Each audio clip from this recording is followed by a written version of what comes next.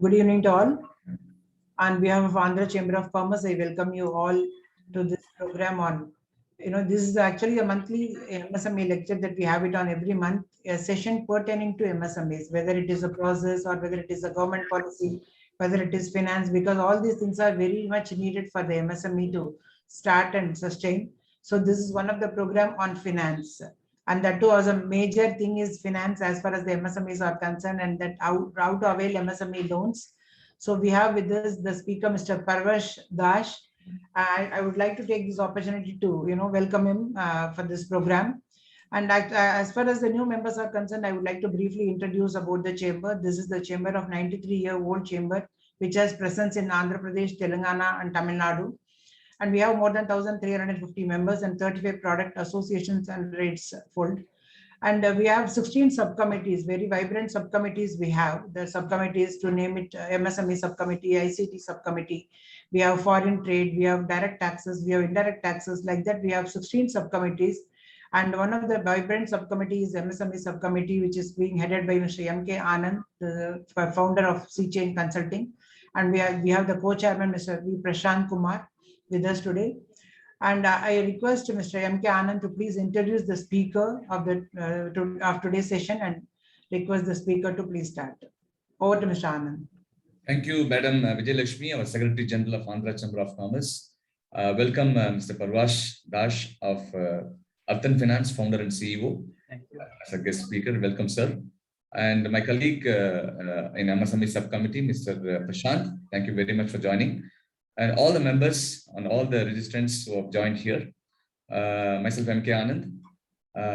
I represent MSME subcommittee of Andhra Chamber of Commerce. I'd like to take this opportunity to introduce our guest speaker. Mr. Parvash Dash is a seasoned retail banker with 16 years of rich experience in various fields of banking, specifically to address the requirements of self-employed segment like microfinance, micro enterprise finance, and agricultural finance. He has been successful in setting up various businesses in inclusive finance segment in different banks and NBFCs and took them to scale. He was also instrumental in developing different systems for sales force management, customer onboarding, loan management, review renewal monitoring and collection of loans, and automation of various other processes for bringing in efficiency. He has earlier worked as a COO of Dani KGFS, a retail microfinance franchisee of Dwara Trust, SYL IFMR Trust, and also set up a small business banking, SBP, group at RBL Bank and RBL FinServ, a wholly owned subsidiary of RBL Bank. Before starting Arthan Finance, he was heading the micro enterprise finance, it's called MEF, products at Yes Bank, where MEF business was merely an idea. Leading from the front, he started a business from the scratch and took it to a sizable scale. He founded Arthan Finance, a fintech NBFC that endeavors to transform small businesses through a variety of innovative financial products.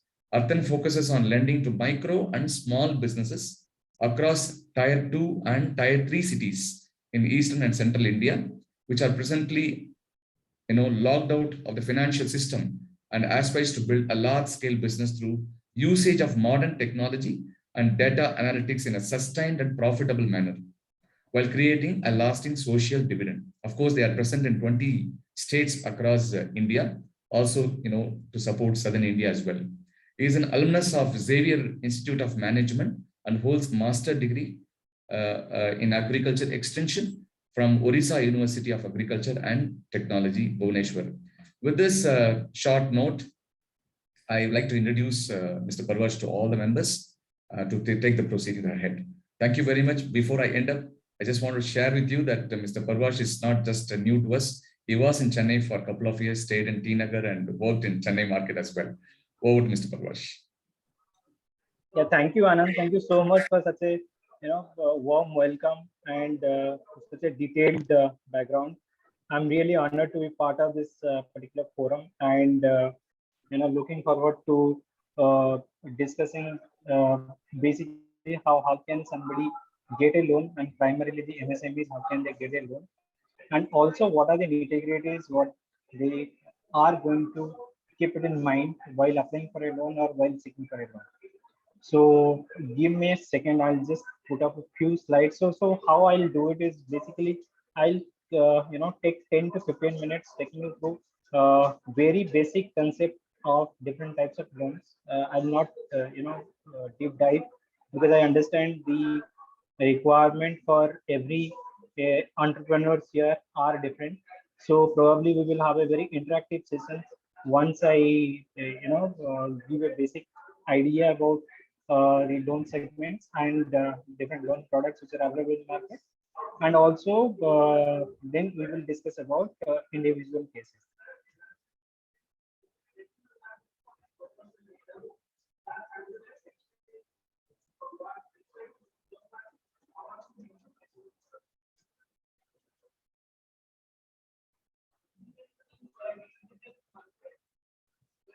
Is it visible?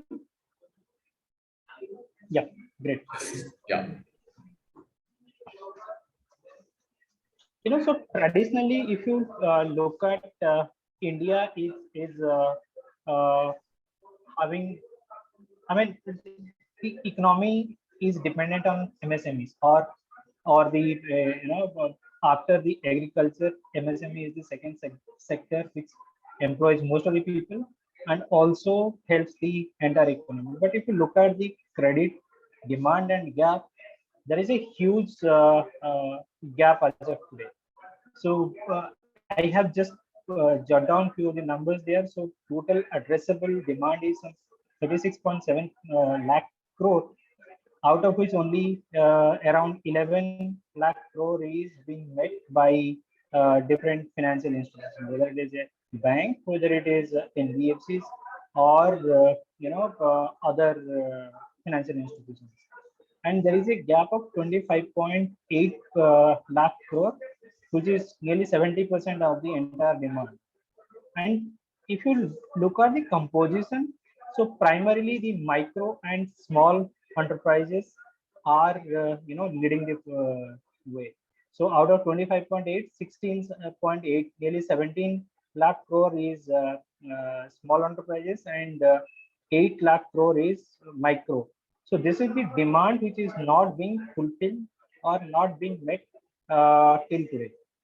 So obviously there is a huge gap, and most of these gaps are in small and micro segments.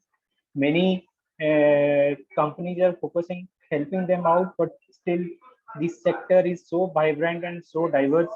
The operational expenses are really high, and also there are banks who shy away giving loans because they don't see visibility of the cash flows and all. So there are inherent risks in lending to this particular segment, but at the same time there are many entrepreneurs who are doing exceedingly well the way they are managing their form and all, and they are still not getting enough fund because of various reasons. We will come across all those things. So looking at the different loan requirement, what are the typical loan is required by the MSMEs? I'm sure everyone here knows this, but just to brush up, I just put down few of the things. For the day-to-day working capital, we need a loan. For buying machineries or plant-end machineries, we need a loan. To renovate the business or the workplace, we need assistance from outside. For our business expansion, whether in this Parvesh, sorry to disturb you, Mr. Parvesh. There is Yep. some echoing happening in your system, so it's not actually very clear. Audio. Some echoing there because all the others are muted. Is it fine? No. Parvesh, I think there's another voice coming up. So is it nearby around? Okay, just give me a minute. And all the participants, some of you are actually not muted. So why don't you just mute your audio? No, all are muted, sir. Mr. Ravi Shankar has not No, muted. he doesn't have an audio at all. Okay.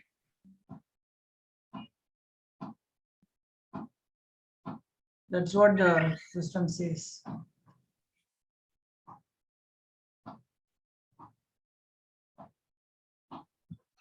Hello, I'm audible now? Yeah, Better? better, sir. Yeah, otherwise I can use my, just a second, let me use my, uh,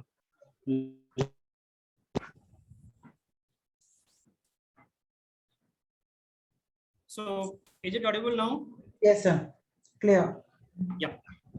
Okay. Thank you.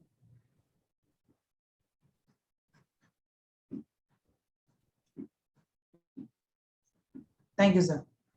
Yeah, just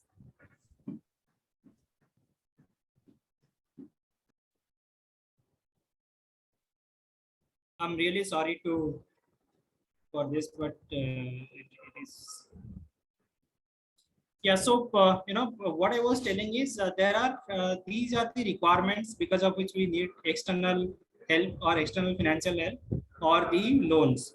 So working capital, purchase of machineries or plant and machineries, then renovation of our business place, uh, business expansion, as I was saying, whether it is in a similar line or if we want to diversify our businesses, we need the financial help.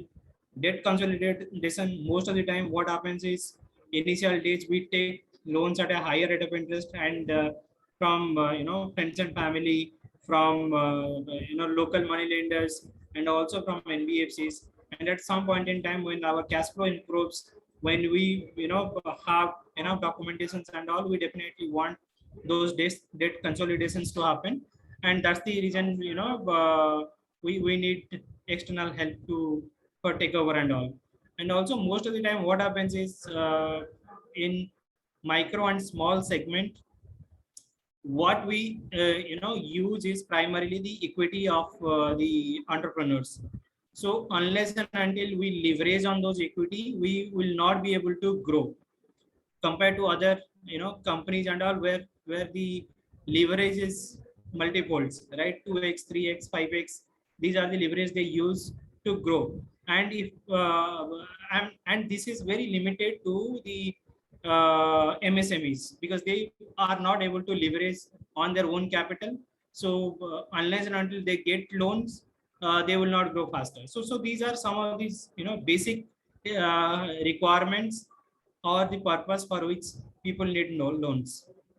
And if you divide into in two parts, there are secure loans and unsecured loans. What are secure loans?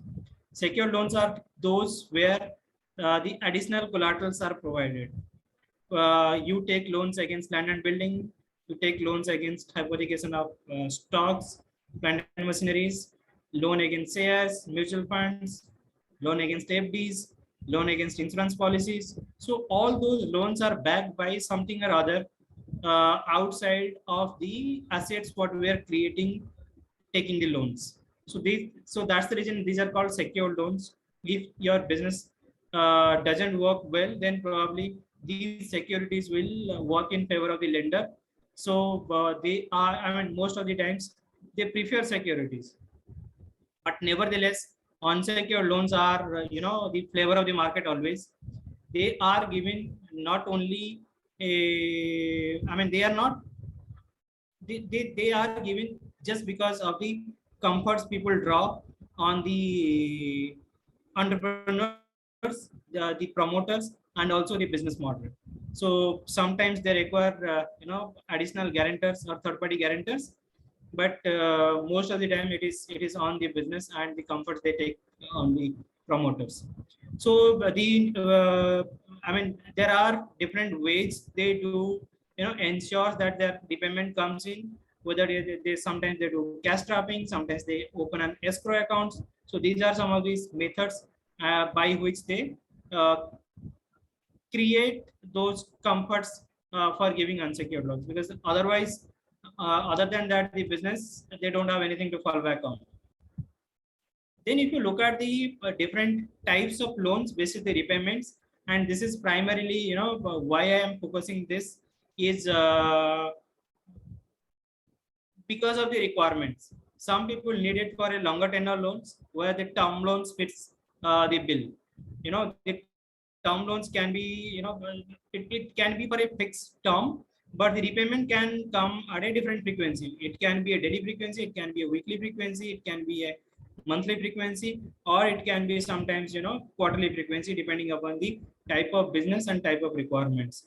Then there is something called revolving credit. These are primarily working capital or the CC limit, you can say. In most of the banks, these are called CC limits.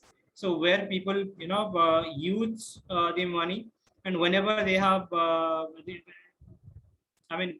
cash flow comes in, the cash comes in into the business, then they put that back into the bank or in the account. So that's how it works in a revolving manner. Then there are bullet repayments. So this works mostly for the invoice or the bills, where you take the loans against that invoice and you repay it in a month's time or 45 days time. The typical example is gold loan also. So most of the time gold loan is also bullet repayment.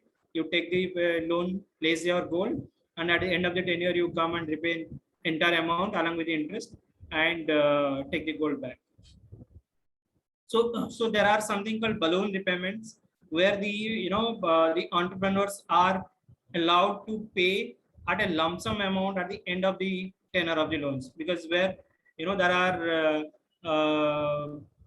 cash flow which comes at a very slowly in the initial stage, and then it increases gradually. So in those cases, these balloon repayments are preferred.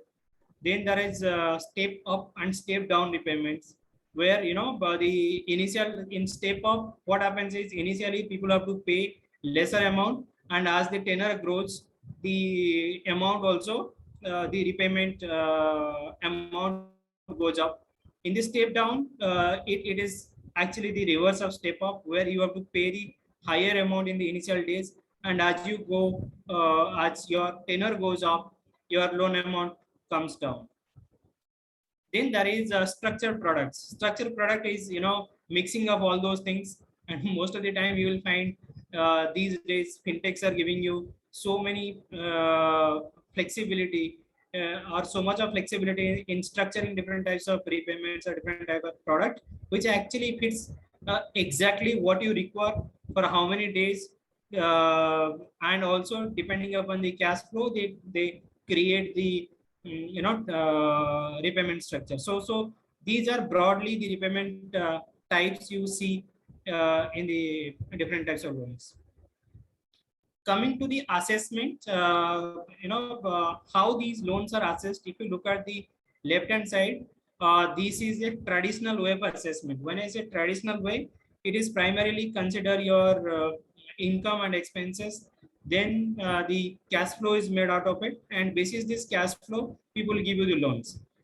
I'm not going detail into it. You will find a lot of ratios being calculated, a lot of financial analysis being done before giving a loan, but this is primarily the cash flow.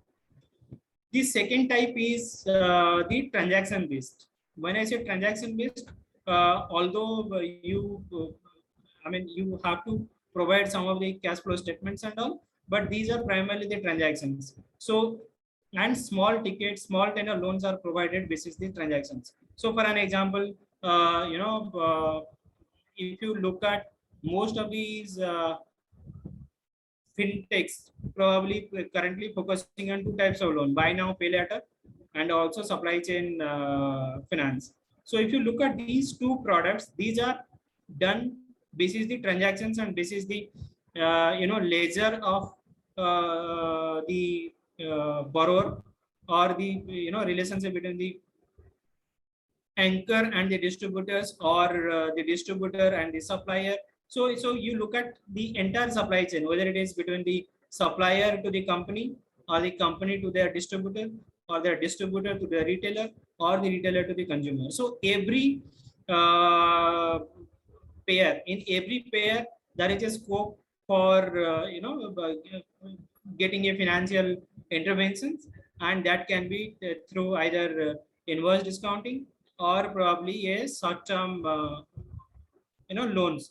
So those are primarily decided on the transactions and not on the cash flows, because your underwriting capability or your you get a very limited time to underwrite. For an example, let's say when you do buy now, pay later, like you are purchasing something on the, I'm just putting you or giving you a context of buying something on Amazon, right? So when you buy something, then you have 10 to 15 seconds or 30 seconds to clear the transactions. You have to select which bank or which credit card you are going to use or which method you are going to use, and then you enter those details and you are done. So these are the things when you do on a B2B platform, then you also have similar type of similar amount of time. You don't have luxury of doing cash flow analysis, doing lot of other ratios and financial analysis before giving a loan. So you have those 15 20 seconds, and there only you have to decide on the whether you have to give him that particular credit or not. So these are typically two types of assessment which are done, and most of these short tenor short-term loans are skewed towards transaction based, whereas larger loans like term loans, working capital loans, all those are done basis cash flow analysis. I will spend few minutes here on because this is very critical when somebody applies for a loan, and these are primarily the factors which decides whether somebody will get a loan or not. So the first and very critical is the bureau score, and everybody is aware that we have 4 bureaus, whether it is CIBIL, whether it is CRIF Highmark, Equifax, and Experian. So these are 4 bureaus already in place in India. And just to share with you whether any bank or NBFC, they pull the bureau report from any bureau or not, but they have to submit the report to all these bureaus. So that means if I'm using CIBIL, for an example, if Arthan Finance is using CIBIL to pull the bureau data for all their customers, I have to submit the account data to all the 4 bureaus. So that means every bureaus have the details of the customers who are being funded by different companies, and their scores are being reflected there. So any delay or deferment in the repayments or the NPAs written off, all those accounts gets reflected, and that creates a bad precedence on your credit history.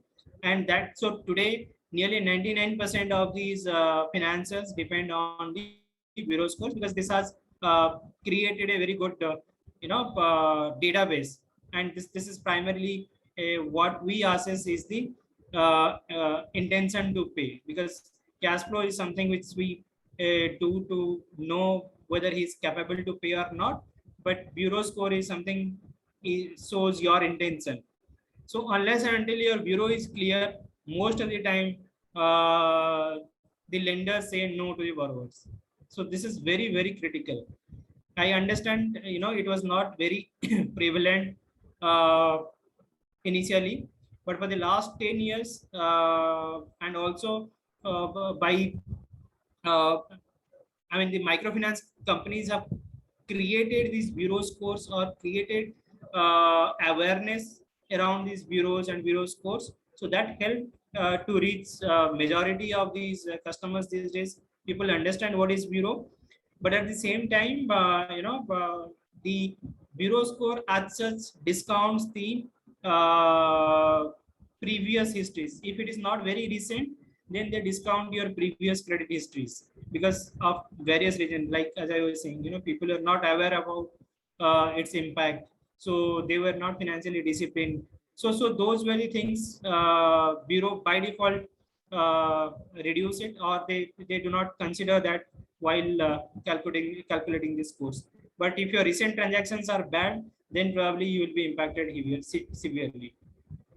Then the cash flow. So this is also the second leg which decides whether to give him a loan or not. Visible asset creations. Most of the time, I understand people do not show their income and expenses 100% in their financial statements.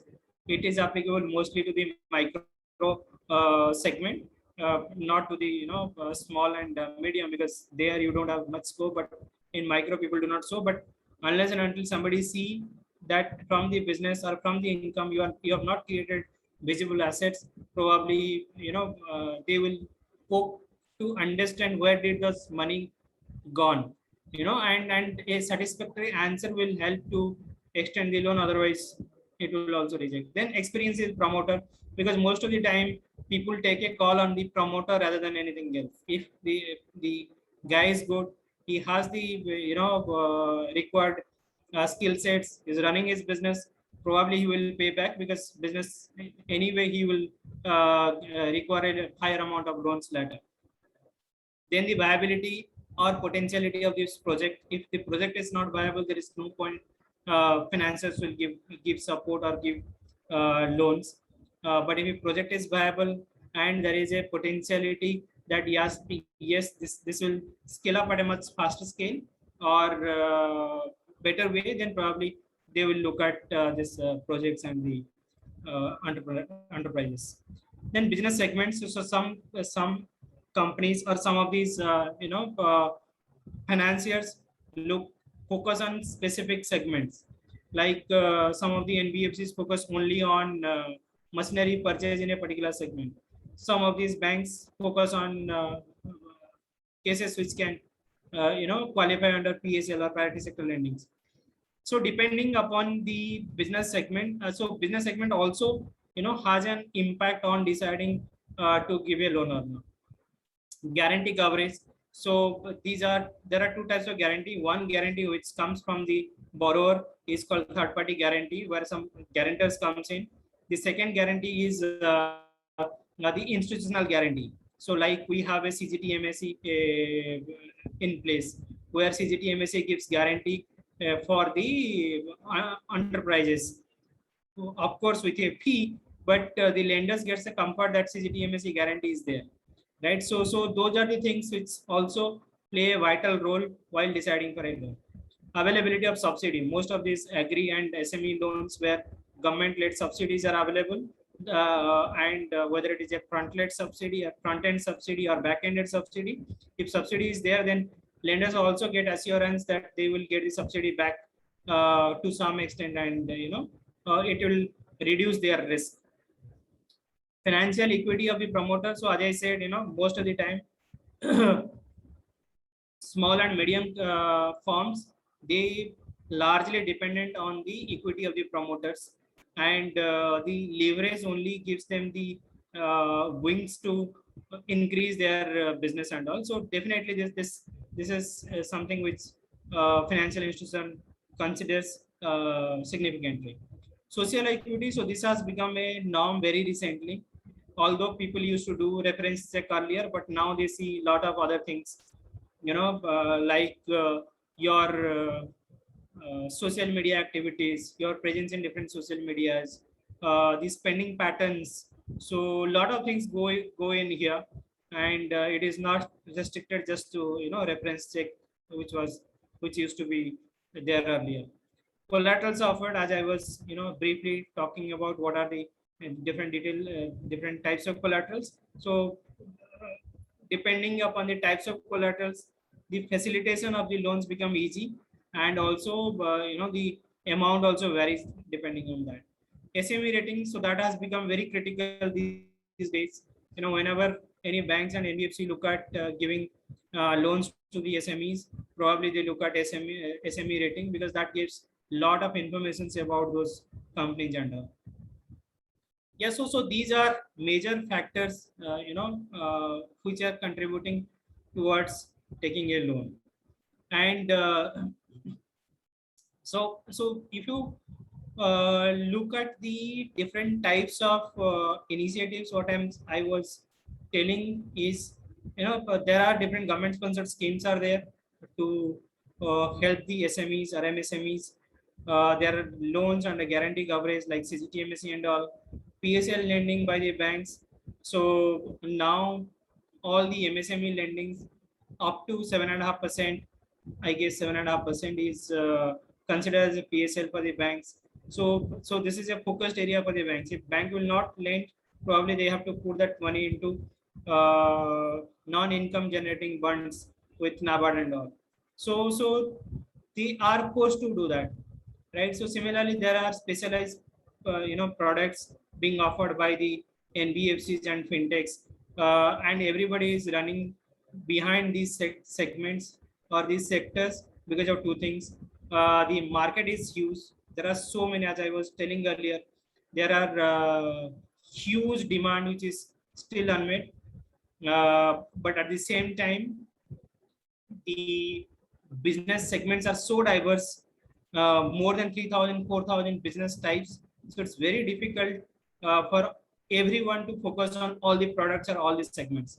So what has become a norm these days is, pull up those segments or sectors where you want to become an expert, and create specialized products around it and offer that to those customers. So most of these new age fintechs are offering those products. Yeah, so that's all from my side. I just took you through the details about very basic. I really do not have much idea about the audiences, so I gave a very basic inputs about the loans and how those are being offered these days. But any questions, I would be more than happy to answer. Thank you, Parvaz ji. Thank you very much. Can we close this PPT so that we can take, somebody wants to.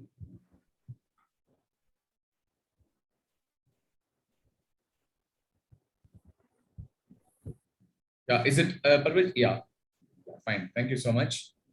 Thank you very much for your brief and very insightful slides. A lot of new points that I've gathered. And now this forum is open for the participants, registrants here. Please put forward your question. I think I've received one question here already. If you could see the chat, there is a question. So what is the front-end subsidy and back-end subsidy? The question posted. Yeah, so front-end subsidies are subsidies. Let's say somebody takes a 5 lakh rupees loan. Then what happens is, let's say government declared a subsidy of 20%. So 1 lakh rupees comes upfront along with the promoter's contribution. So those are, basically that helps to set up the new entity or new initiative. Whereas back-end subsidy is adjusted against the last installments. So let's say same 20%, which comes only after completion of your project and commission of your plant and machineries. So once that comes, that actually gets adjusted against the last few installments what you take from the banks. Okay. There's one more question which has come up. Can you share some statistics, both short-term and long-term repaying capacity based on ticket size of loans? Sir, this is a very broad question actually. Ticket size for a somebody who is having 50 lakhs rupees turnover, for him ticket size of, let's say 10-12 lakhs rupees is also is a large ticket size, where he should look at paying it over a 24 to 36 months. But similar ticket size for somebody who is having a turnover of 2 crore, probably he will look at that as a very short-term exposure and willing to pay it over 4 months, 5 months, or 6 months time. So it is a relative term. Basically it depends on the turnover and the cash flow of the firm. Okay. I hope. I think Sugata, I think you would have got the answer for the question what you posted.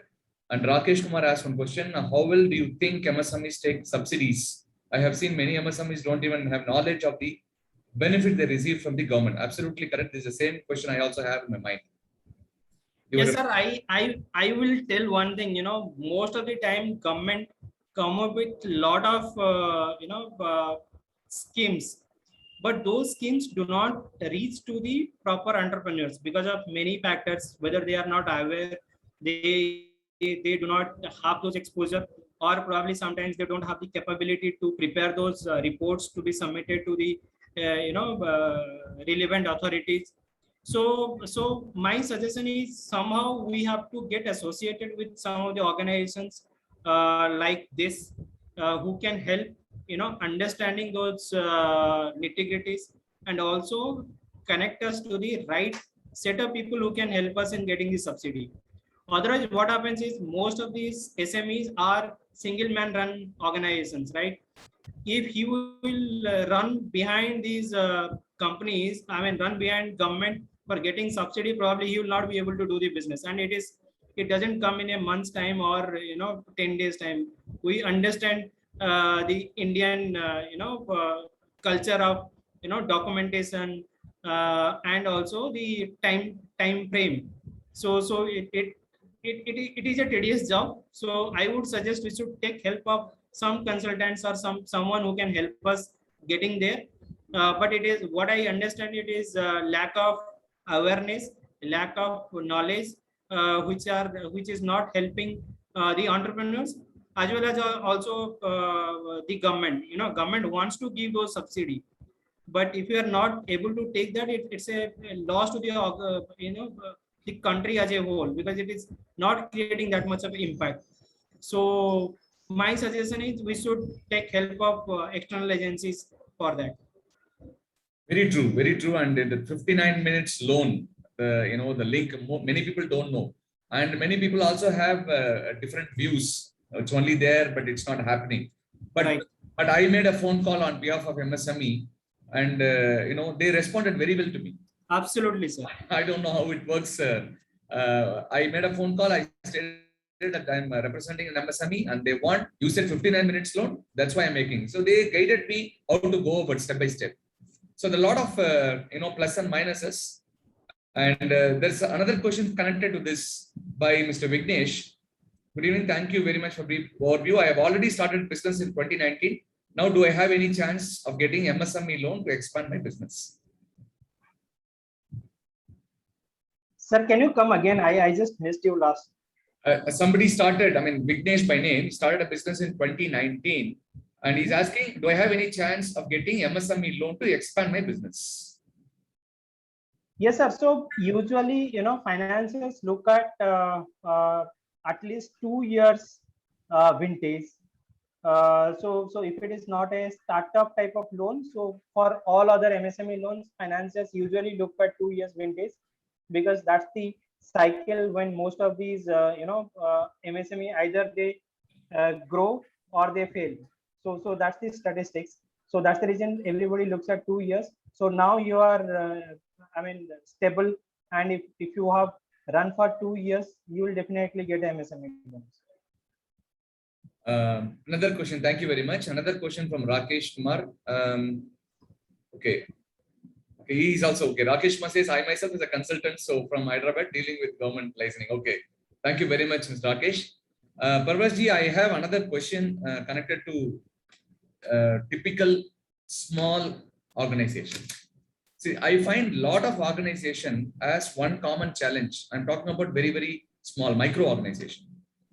One is they need funds for 1 week, 15 days, 1 month to manage their working capital issue, OPEX issues, typically to pay salaries and to pay EMIs, to pay their suppliers, immediate suppliers requirement, GST, which is actually eating away that they have to pay upfront, before the money is coming from customer.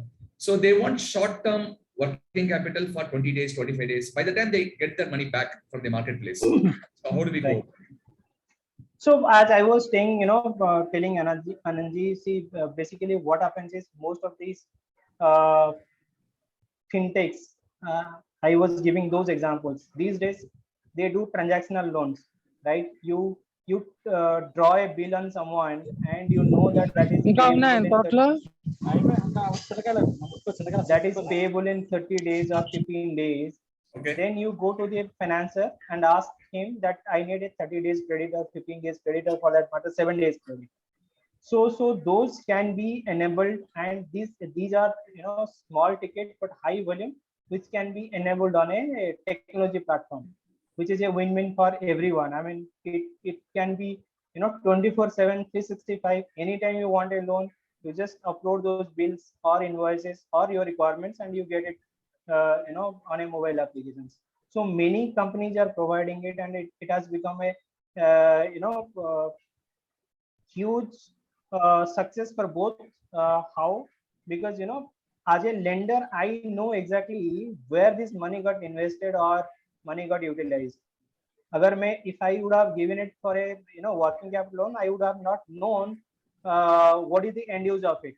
Some gone for personal consumption, some gone for purchase of stocks, some are still kept as a FD in some banks. So I do not have visibility of entire thing. But if this is being done for this, let's say 7 days or 15 days, and you pay directly to the vendor, then you know where exactly your money got utilized. So it is a win-win situation for the lender as well as for the borrower, because borrower doesn't need more than 15 days, right? Why he should pay you a interest for 30 days EMI type? If he requires it for 15 days, he has to pay interest for 15 days, not for 30 days.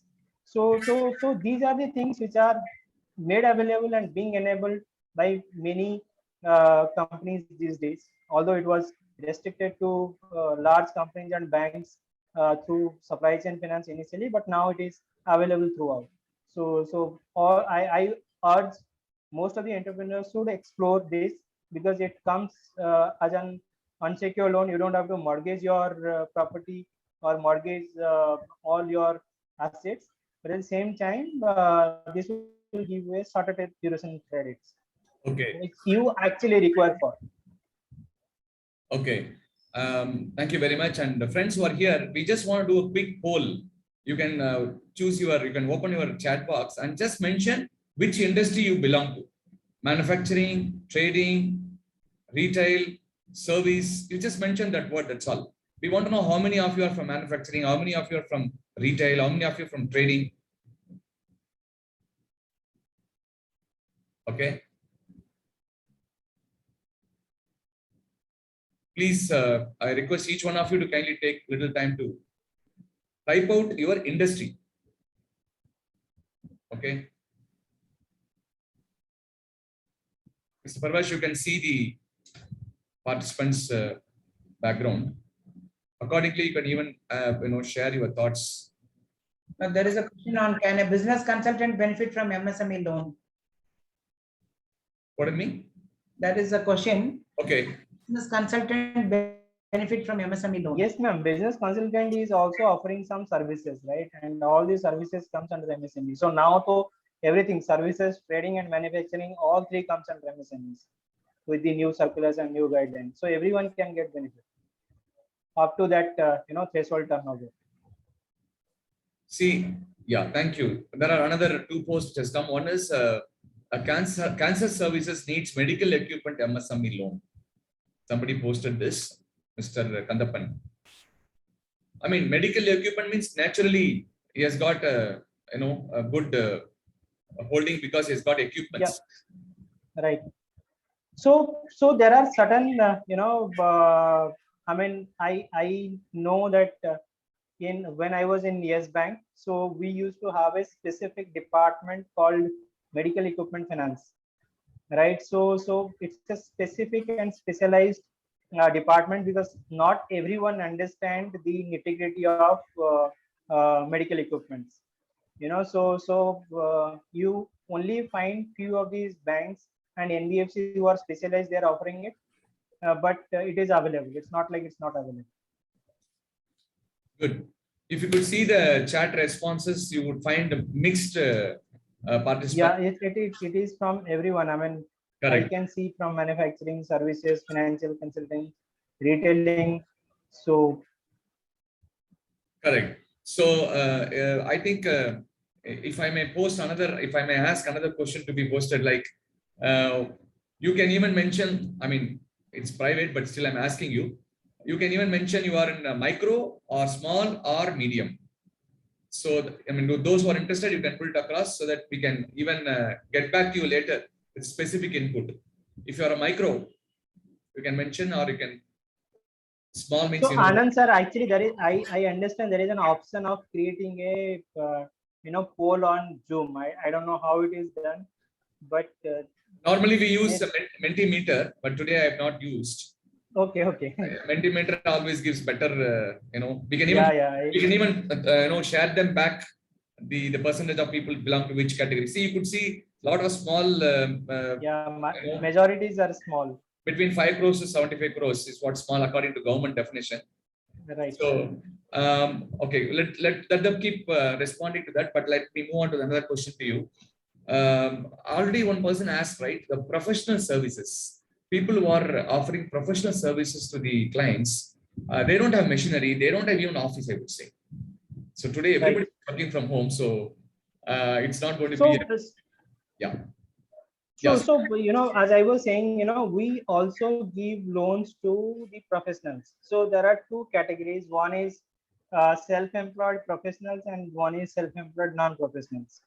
Right. So whatever we talked right now, most of the times we meant self-employed non-professionals, but there is a huge segment called self-employed professionals. Whether it is a chartered accountant, whether it is a dentist, or similar consulting services. So these are self-employed professionals, and we as an organization also are fairly bullish on this particular segment, and we give them the loans basically cash flows. Not only we, so many companies have specialized products for these self-employed professionals. So it's on the cash flow. You don't have to look at the machineries or investments, because that's not there. But basically, how much you earn because of your services, that gives comforts to the financiers. Okay. Mr. Parvash, one person, Mr. Gajanani, I think raised his hand. So, sir, would you be able to unmute yourself and post your question? You raise your hand.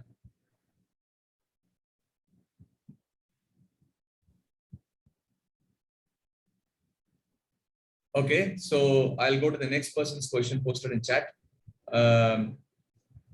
Swarup Rani, I want to start agriculture business. How to get business loan? Yes, that's a nice question, because Mr. Arthan is also dealing with agri-finance, I guess. Yeah, so ma'am, actually for agricultural loan, government is giving a lot of subsidies.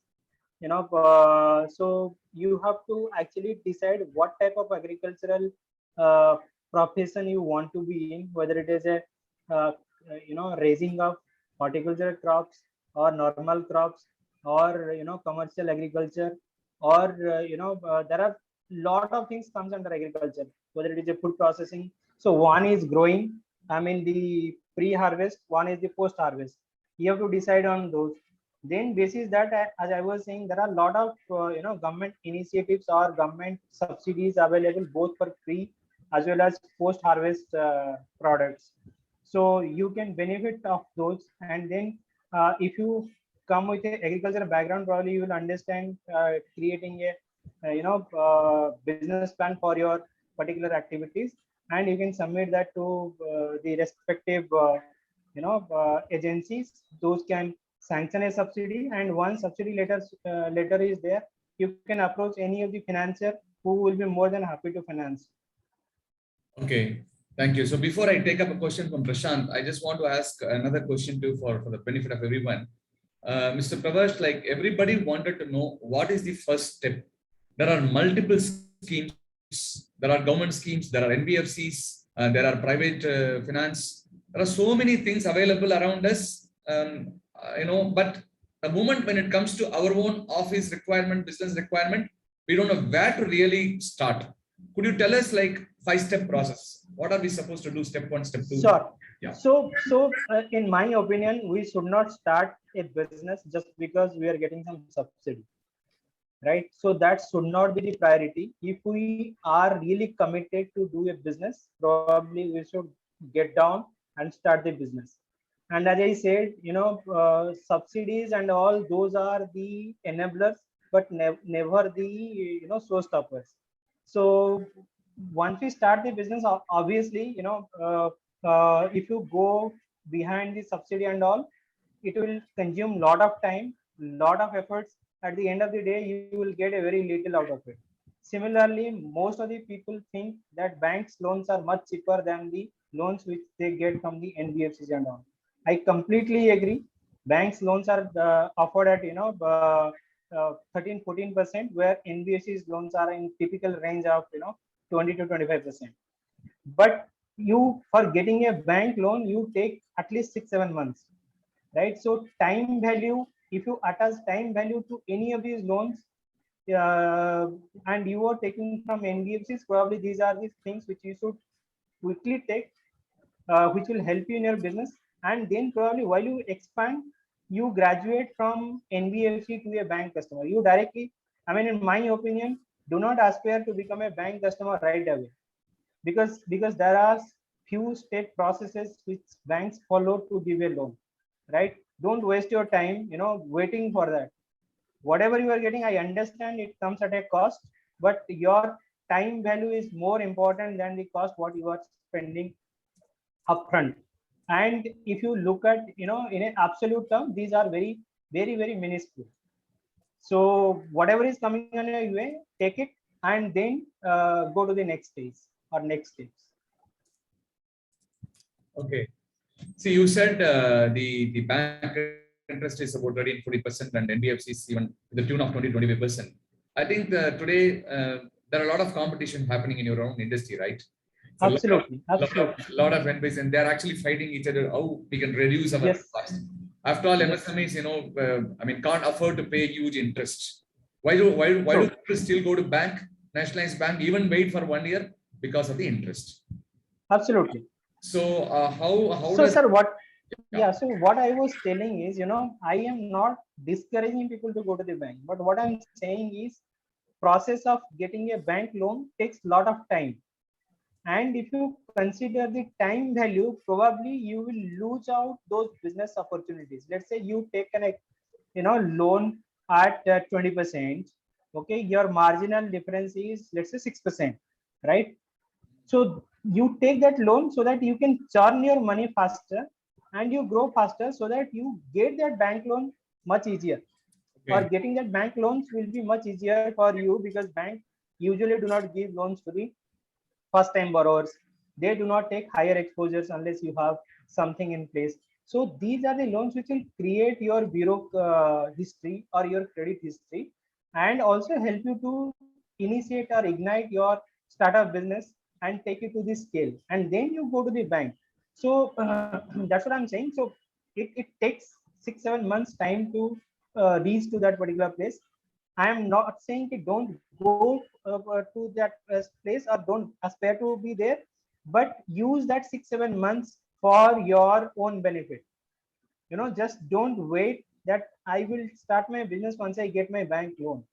It will take that 6-7 months. So you take whatever is coming on your way, and then you can pre-close. As I was saying, most of the time the loan consolidation is one of the reason why people take loans, right? You take higher rate loans and then consolidate it. So that's a better way than waiting for the bank loans. Yeah, that is for a new beginner. But here all are seasoned people, like people are doing business for 10 years, 15 years, like that, even 5 years and above. So they are looking at, they want immediate loans. Especially during COVID days, everybody suffered, no? Because they have their own problems. So they wanted to they could not actually go back to bank for top-up loan also. I mean, probably many people would have exhausted their OD limits, their CC limits, but they still need working capital. They still need money. So how do you look at that? So yeah, it's a very good, in the present context, this is a very relevant question.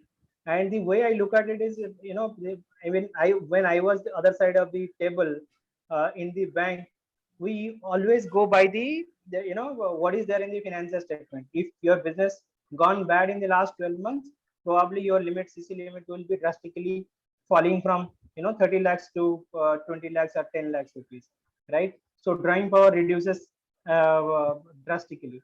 But at the same time, there is a potential that if you can secure another loan, then you use that money for the festive season, for the keeping stocks, and then increase it multiple. probably NBFC is another options which can give you loans at a much faster turnaround time, and you can go for it. Obviously, banks are also skeptical these days because of the COVID. They are going slow, whereas many. So it's not only, see, even NBFC also operated a very large interest range. There are some large NBFCs or some product specific companies who lends at a very cheaper rate, because they could able to create that efficiency within that structure. So even if with NBFC you can find it at 12% rate, whereas banks are lending at 15% rate, right? So it's not about banks and NBFC. It's basically who gives you at a faster rate and who understand your requirement. Most of the time, banks do not give loans if it is over leveraged and all, and nearly 90% of the entrepreneurs do not show their exact business in their financial statement in India still, right? So everybody understated that turnover. If your turnover is understated, then your working capital is also reduced accordingly. Whereas your business requires at least 2 times of your working capital what banks has given, right? So there is a huge gap in that. How do you manage that? Only those understand your business practically, they can able to give you those 50% extra on what you get. Okay, thank you so much. And Mr. Baig, you have asked a question like, what is the interest rate for manufacturing entrepreneur loans available at rate of interest? I think that is already shared with you. And many of you are asking about what is the way out in terms of securing the MSME loans. How do we approach and what to go about? See, I have two things here to share it with you. One is like we are all connected with our bankers. So we always have a good relationship. I think the time has come. We also have to connect with one NBFC at least, one or two NBFCs, and keep building the relationship with NBFC. They also assess. They also need to understand, because some people are offering, like for example, Ms. Parvash talks about collateral-free loan for MSMEs. Without collateral, but they have their own mechanism to get their money back. So, but how do we get it? We don't get it in first instance of meeting. We need to build the relationship with them. We need to show our credentials to them. So my request to all the members who are seasoned business people here, you know it already. Please build relationship with the NBFCs also, whomever you feel comfortable. Of course, Mr. Arthan is also here. I mean, Parvesh is also here. Parvesh, is it okay if I can share your contact details here so that people can also get connected with you? Yes, absolutely. Would you be able to share your contacts in the chat box? So those who are interested, you can always connect and learn more about the schemes, more about the way forward. But of course, wherever you are, you can also get connected with the local NBFCs. I mean, whomever you are comfortable to go about. This is one piece of information I thought I'll share. Mr. Parvash has shared his mobile number here. You can always get connected and keep exploring the options. And I have also shared my email ID. You can also send me mail across if something is there.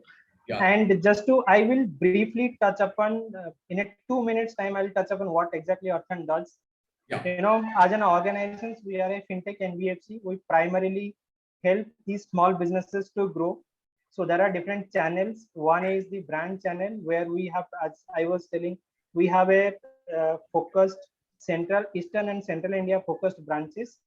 Currently, we have nearly 13 branches which are live, and we are expanding it very rapidly. So we will be there, physically through our branch channel from Maharashtra, MP. So if you draw a parallel line between Maharashtra and West Bengal, whatever states are coming in between will be there as a physical branch channel.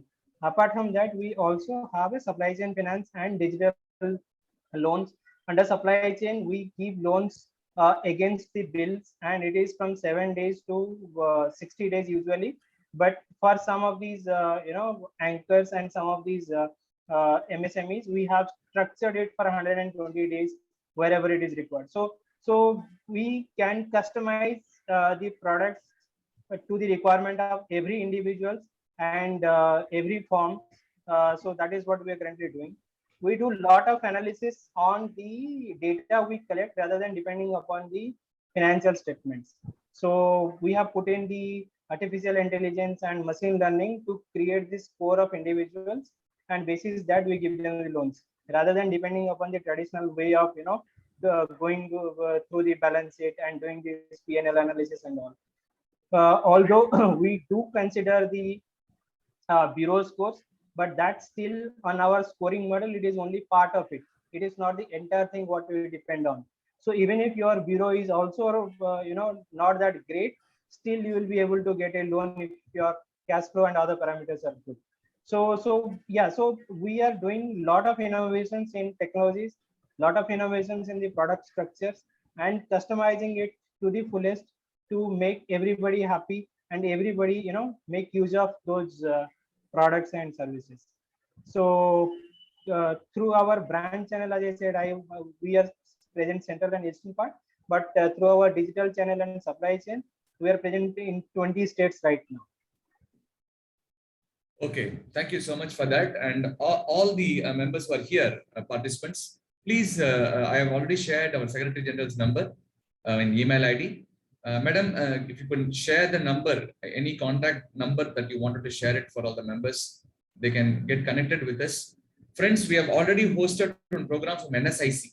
The General Manager of NSIC presented about government schemes from NSIC. NSIC is also NBFC actually. It's a government organization for the manufacturing, mainly for the manufacturing sector. And consistently, continuously, we are planning to host series of financial assistance and financial schemes of the government and all the NBFCs and banks also. So one such program has happened today because Mr. Parvash Arthan is specifically focusing on MSME loans and MSME schemes. Hence, we thought we will request his presence to share ideas. Very wonderful, insightful points he has shared. One of the key important takeaways, there are many takeaways. One important takeaway which I noted, sir, that I tell many youngsters who are aspiring entrepreneurs, the social capital. You said you check up the social media credentials of people in one of your presentation slide that you have mentioned.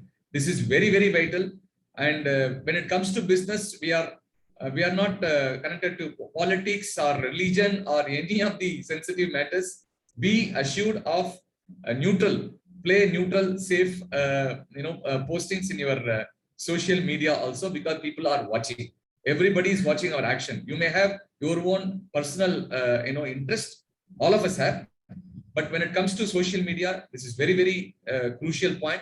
I think they also consider how we actually behave and what kind of the support that we offer, things like that.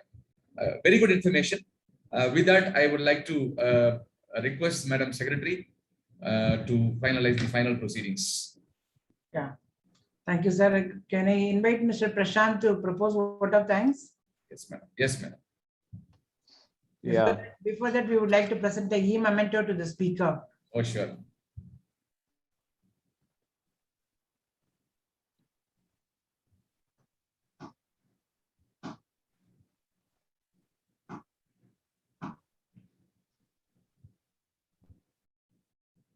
Sir, thank you very much for the wonderful presentation. This is on behalf of the chamber that we would like to present a e-memento. This will be sent to you by mail along with the photographs clicked during the program, sir. Over to Thank you so much, ma'am. I'm really honored to be part of this particular system. Over to Mr. Prashant Kumar, please propose vote of thanks. So I heartfully praise our gratitude to Mr. Paresh, who has really presented a very beautiful way to grow, So we need money, without which we cannot grow the business. So I'm sure this will open up a lot of leadways for everyone to increase the business, and hopefully everyone will make use of you. And thanks to Anand to have organized this meet, and of course the whole secretariat of Andhra Chamber. Thank you, madam, also. Thank you. Thank you. Thank you, Mr. Anand. Thank you. Thank you. Thank you all for joining us today. Thank you, everyone. Thank you. Thank you so much. Yeah. See you all in the next program. Yes. Bye. Thank you.